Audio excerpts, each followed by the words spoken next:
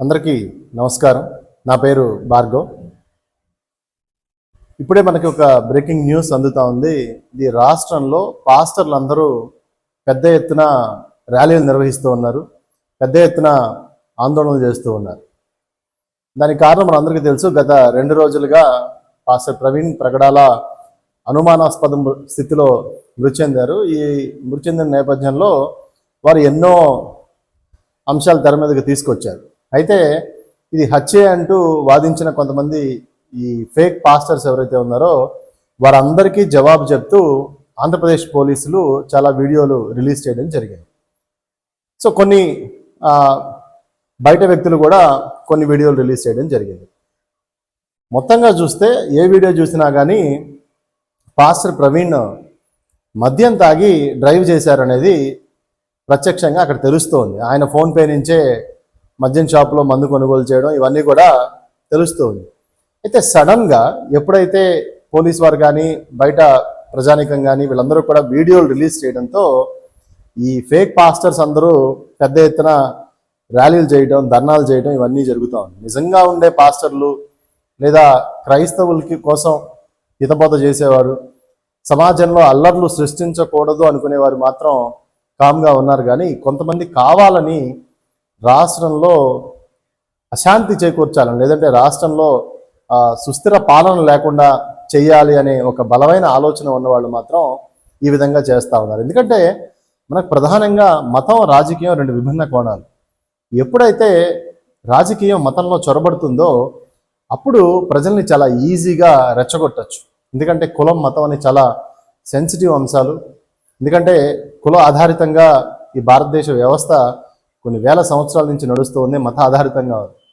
అయితే ప్రజల్ని చాలా ఈజీగా మొబిలైజ్ చేసే అంశాలు ఏంటంటే కులం, మతం. సో రాజకీయ నాయకులకి ఎప్పుడు కూడా ఓట్లు కావాలి కాబట్టి ఈ కులాన్ని, మతాన్ని పెంచి పోషిస్తూ ఉంటారు. ఈ పోషించే క్రమంలో ఏంటంటే ఎప్పుడైనా వారికి అవసరం వచ్చినప్పుడు లేదా వారి ఉనికికి ఇబ్బంది అవుతుంది అనుకున్నప్పుడు దీనిలో ఏదో ఒక పుల్ల రాజేస్తారు. లేకపోతే ఆల్రెడీ ఏదైనా పుల్ల రాజేసి ఉంటే దానికి ఇంకా మంట పెడుతూ ఉంటారు. ఇప్పుడు మనం చూస్తూ ఉంటే అమరావతి మనందరం కూడా కలల రాజధాని.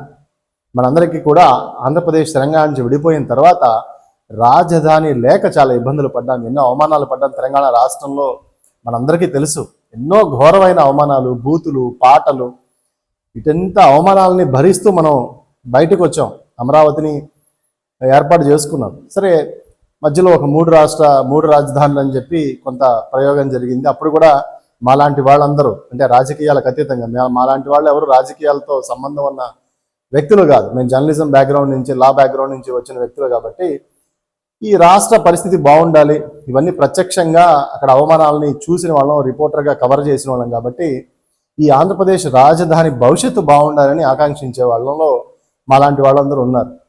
సో ఎప్పుడైతే ఆ అమరావతి రాజధాని ప్రకటించిన తర్వాత మనందరం కూడా రాజధానిని బాగా డెవలప్ చేసుకోవాలనుకున్నాం.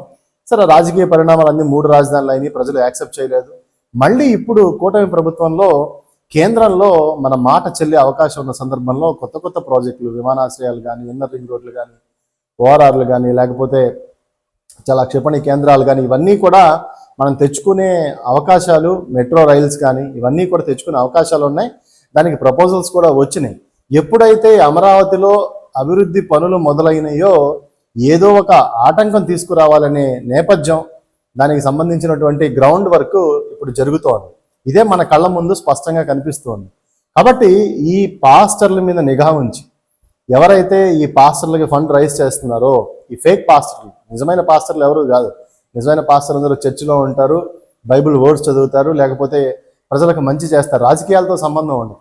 కాబట్టి ఎవరైతే ఈ ఫేక్ పాస్టర్లు రాజకీయాలతో మిళితమై రాష్ట్రాన్ని అశాంతి కలగజేయాలి, సుస్థిర పాలన లేకుండా చేయాలి, అస్థిరత్వం చేయాలని చెప్పి ఆలోచనలో ఉన్న ఈ ఫేక్ పాస్టర్లు వాళ్ళ మాటలు, వాళ్ళ పరిస్థితిని గమనిస్తూ ఉండాలి ఎప్పటికప్పుడు ఇంటెలిజెన్స్ వాళ్ళు. అదేవిధంగా వాళ్ళకు వచ్చే ఫైనాన్షియల్ దీని మీద, ఇన్కమ్ మీద కూడా నిఘా పెట్టాల్సిన అవసరం ఉంది. ఎందుకంటే ఖచ్చితంగా ఇప్పుడు ఆంధ్రప్రదేశ్ రాష్ట్రంలో అమరావతి రాజధానిని ఖచ్చితంగా అడ్డుకుంటున్నారా అనే ఆలోచనలు ఉన్నాయి. ఎందుకంటే ఈ అల్లర్లు చూస్తూ ఉంటే ఇది ఇప్పట్లో ఆగే పరిస్థితి లేదు. ఎందుకంటే అమెరికాలో, న్యూయార్క్లో కూడా దీనికి అనేకమైనటువంటి అక్కడ ఉండే కొంతమంది తెలుగు వాళ్ళు కానీ అక్కడ మొబిలైజ్ చేసి మీటింగ్లు పెట్టి చాలా పెద్ద ఎత్తున న్యూయార్క్లో కూడా మీటింగ్ జరిగింది. సో అక్కడ మీటింగ్ జరగడం, దాని తదనంతరం ఇక్కడ పాస్టర్లో కొంతమంది, ఈ రాజకీయాలతో ఉండే పాస్టర్లో కొంతమంది, వీళ్ళందరూ కూడా ర్యాలీలు ధర్నాలు చేయటం, ఇవన్నీ మనం చూస్తూ ఉంటే ప్రస్తుతం ఉన్న ప్రభుత్వాన్ని అస్థిరపరిచే విధంగా ఉన్నాయి. అస్థిరపరచడమే కాకుండా రాజధాని అమరావతి అభివృద్ధిని అడ్డుకోవడానికి ఇది ఒక ప్రయత్నంలాగా అనిపిస్తుంది. కాబట్టి ఇటువంటి వాటిని అణిచివేయాలి. ఇటువంటి వాటిని అణిచివేయకపోతే భవిష్యత్తులో చాలా ప్రమాదాలను ఎదుర్కోవాల్సి వస్తుంది. ఎందుకంటే మనకి స్పష్టంగా మనకు అర్థమైపోతుంది మతం విషయంలో రాజకీయం చొరబడింది అని. ఒక రాజకీయ నాయకుడేమో ప్రెస్ మీట్లు పెట్టి చాలా భయంకరంగా మాట్లాడుతున్నాడు, లేనివి ఉన్నవి లేనట్టు. మరి కేఏ పాల్ లాంటి వాళ్ళు అయితే బూతులు తిడుతూనే ఏకంగా వార్నింగ్లు ఇస్తూ ఉన్నారు. మరి ఈ ప్రభుత్వం ఇంత జరుగుతూ ఉన్నప్పుడు ఖచ్చితంగా వీరి మీద నిఘా పెట్టాల్సిన అవసరం ఉందా లేదా? ఇప్పుడు ప్రజలందరూ కూడా ఏదో అభివృద్ధి ఆకాంక్షించి ఈ రాష్ట్ర ప్రభుత్వాన్ని ఎన్నుకున్నారు. ఎందుకంటే అమరావతిని మరొకసారి కనుక మనం కోల్పోతే, అమరావతి అభివృద్ధిని కనుక మనం కోల్పోతే భవిష్యత్తులో ఆంధ్రప్రదేశ్ రాష్ట్రం బాగుపడదు. ఎందుకంటే ఈ కూటమిలో మన ప్రభుత్వం మన ప్రభుత్వం నిధులు తెచ్చుకునే అవకాశం చాలా ఉంది. ఎందుకంటే మనకు మంచి ఎంపీలను ఇచ్చాం కాబట్టి మన మాట చెల్లుతోంది. కాబట్టి ఇటువంటి కండిషన్స్ని చెడగొట్టే విధంగా వీళ్ళు ప్రయత్నిస్తూ ఉన్నారు. కాబట్టి ఇప్పటికైనా సరే ఈ శక్తులు ఎవరైతే ఉన్నారో వీళ్ళ మీద నిఘా పెట్టాలి. దీన్ని కంటిన్యూస్గా సస్టైన్ చేయాలనే ఆలోచనతో ఉన్నారు. ఎందుకంటే ఎక్కడ పోలీసు వాళ్ళు ఎప్పుడైతే ఆ సీసీటీవీ ఫుటేజ్ వదులుతూ ఉంటే ఎక్కడైతే ఆ లింక్ తెగిపోతా ఉంది. ఆయన మద్యం తాగాడనేది వెరీ క్లియర్గా తెలుస్తోంది. పోనీ ఆయన ఏమైనా గొప్ప అభ్యుదయవాద, జాతీయవాద అంటే అదే కాదు, ఇతర మతాలని బూతులు తిట్టినవాడు, ఇతర మతాలని పైశాచికంతో బూతులు తిట్టిన వ్యక్తి అతను. సో సరే, అతను కొంత చారిటీస్ చేశారు కాబట్టి చనిపోయిన వ్యక్తి గురించి ఇంకంతకు మించి మనం మాట్లాడలేము. మాట్లాడితే తప్పు అయింది. ఆయన్ని నిందించాలనేది మన ఉద్దేశం కాదు. ఇక్కడ ఈ రాష్ట్రంలో జరుగుతున్నటువంటి ఈ ప్రగతిని అడ్డుకోవడానికి కొంతమంది విద్రోహ శక్తులు కావాలని ఈ విధంగా పాస్టర్లని, ఫేక్ పాస్టర్లను రెచ్చగొట్టి ఆనందం పొందుతూ ఉన్నారు.